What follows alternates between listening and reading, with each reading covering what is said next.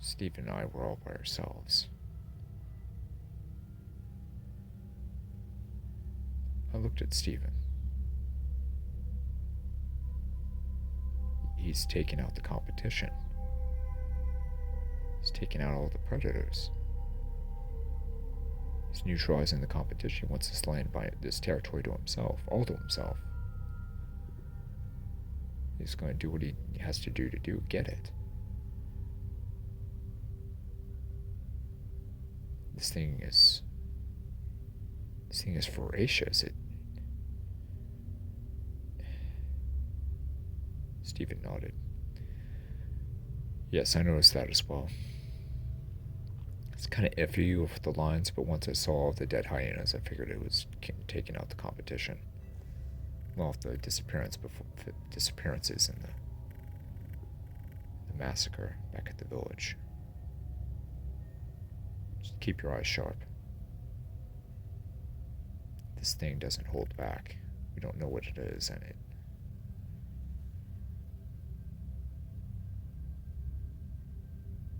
it's unequivocal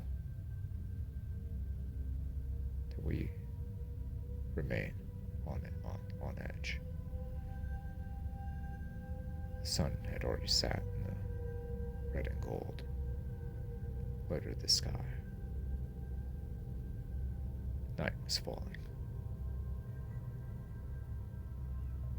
Off in the distance, we heard the thunderous roar. The lone, thunderous roar of the monster.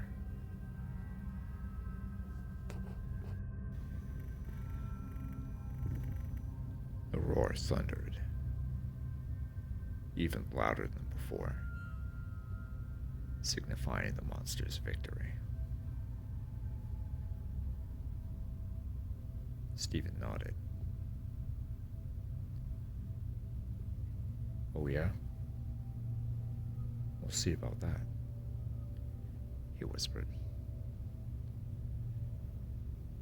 It was almost as if the roar was directed towards us.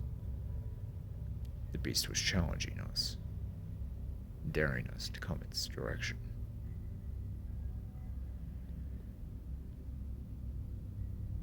We rode out.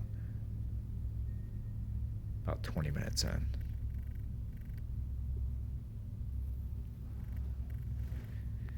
we were in thick savanna. Night had fallen, complete darkness. Searchlights were on. Headlights were on bright.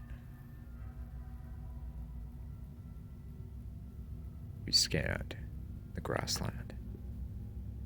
We scanned the thorn thickets, the bush thickets.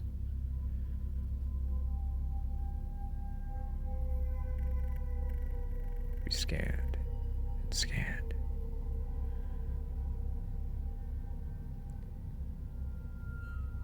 Something hits our truck. We flip over on the side.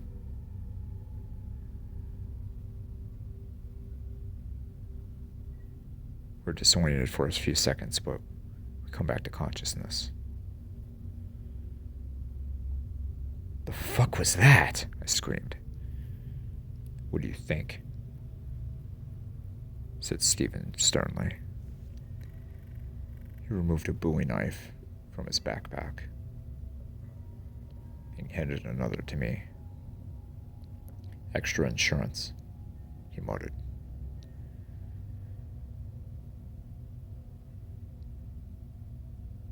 We heard a low growl.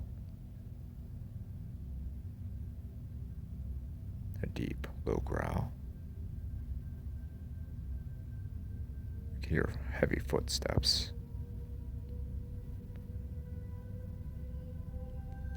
The beast was circling us.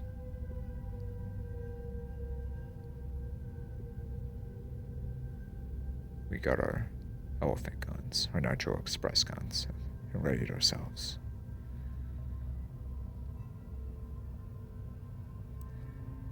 Stephen had a light on one of his and lit it.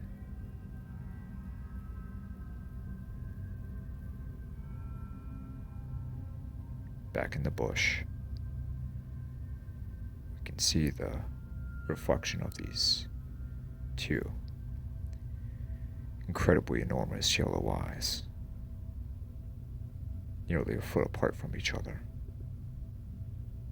It was staring directly at us, the deep rumbling and growling. The beast stared, calculating its next move, almost daring us to get out of the fallen truck. "What kind of lion can flip over a damn truck?" I whispered. "Never mind that," said Stephen. "We have a score to settle. We have some business to take care of. Let's see to it that we do it," he uttered lowly.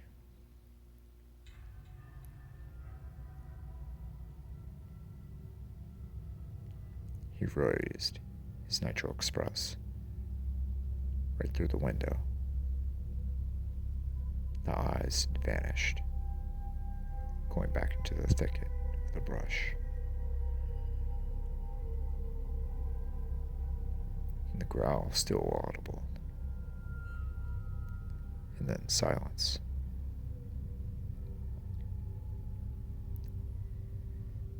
"What do you want to do?"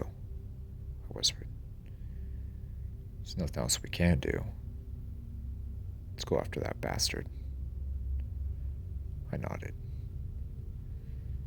Both managed to get ourselves out, and slowly, cautiously, we made our way into the opening.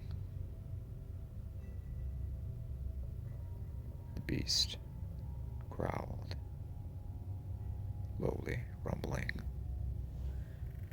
circling us. Stephen fires off a round. "Did you get him?" "I think so. I thought I saw something move by."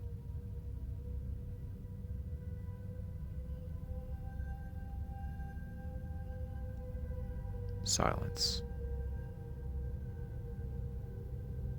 A loud, bone-jarring roar. Something we've never heard before. It shook us so bad to the core we almost couldn't move.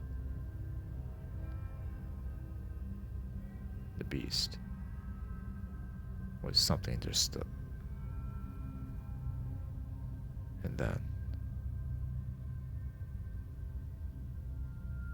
with our flashlights still on the brush, the beast actually moved out into the clearing, revealing itself fully. A monstrosity that you would never even imagine that could be real, standing right before us. An incredible lion, a lion-like cat, 6 feet at the shoulder, 6 feet tall, 6 feet high at the shoulder.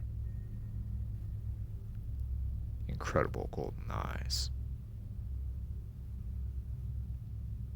The face of a lion. Ears of a lion. An incredible black mane that you couldn't even... These teeth, these incisors. Almost akin to a saber-toothed cat, almost akin to a Smilodon. Incredibly large. 5, maybe 6 inches long when it opened its mouth. It roared again. The beast was incredibly muscular, thick legs, thick long legs, incredible claws, almost 4 inches long. Deep guttural growls.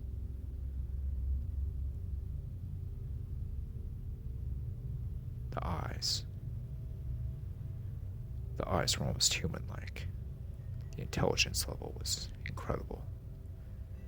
You could see the wheels turning. You could see it calculating, measuring. thinking, philosophizing about its next move. It stared at us for several seconds, its tail twitching back and forth in anticipation.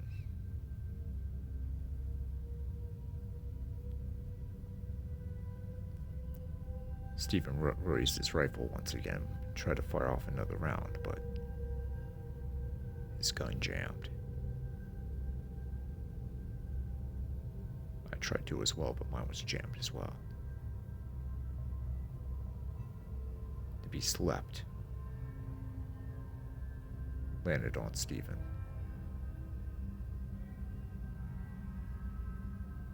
Landed with authority, pound. Once it landed on him, the ground shook.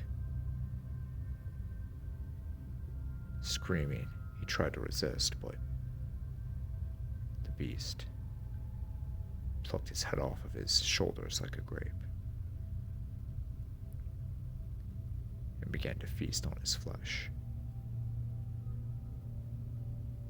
I stood there in amazement. Not just the sheer power and ferocity and athleticism of the animal, but that it didn't really seem to care about me all that much. Like, it didn't seem to care that I was right there. It didn't try to kill me right after it killed Stephen. It was taking its time. Like, it wasn't worried about me, like it didn't see me as a threat. I tried my rifle once again, but the gun was still jammed. I went back to the truck and instinctively tried to climb in.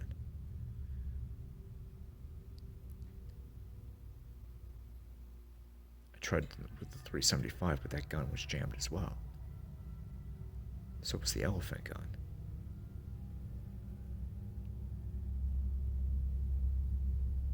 God. The truck was... There's no way I can push the truck up over it from its side. It was stuck. The guns were jammed and weren't working. The only option was to make a run for it. Here we go, I thought to myself. So I headed out.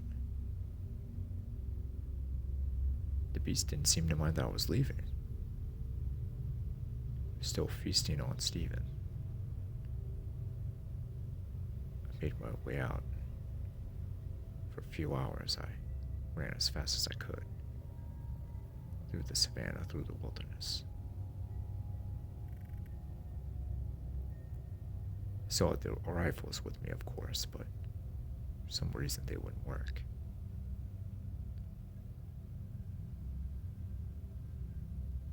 Then after a few hours, I can hear the sound of me being pursued.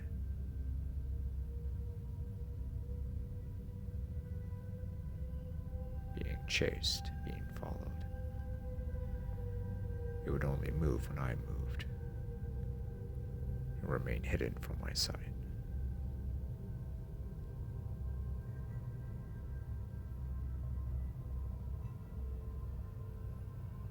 After about 20 minutes of this, I tried the rifles one more time, and now they were jammed. I fired into the thicket. Nothing.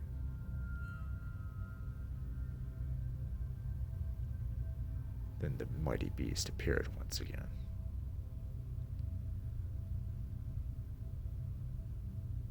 Staring me down, sizing me up, measuring me.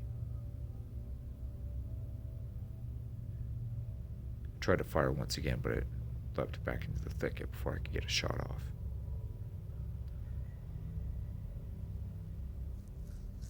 Silently, I crept back.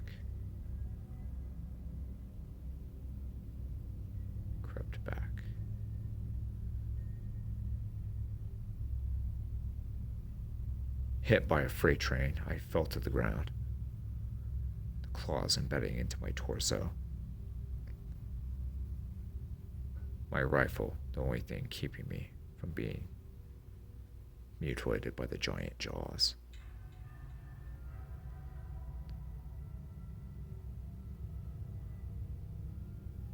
beast roared and growled. My 600 Nitro Express, the two barrels were right in the creature's jaws. Right in its gullet.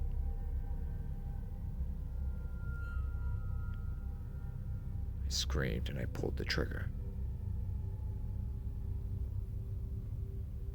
Blood splattered everywhere and the creature's head had been blown off.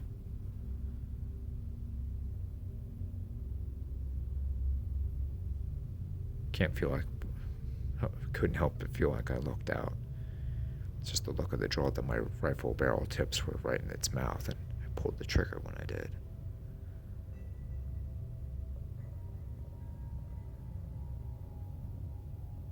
The beast was dead. Gone.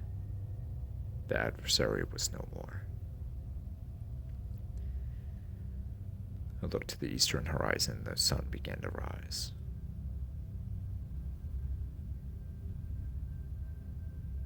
I went over. I began to hear the roars of an approaching lion's pride.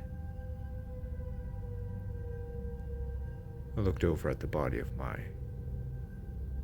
newfound prize, but he was gone. The gigantic footprints disappearing back into the wild thicket of the African wilderness.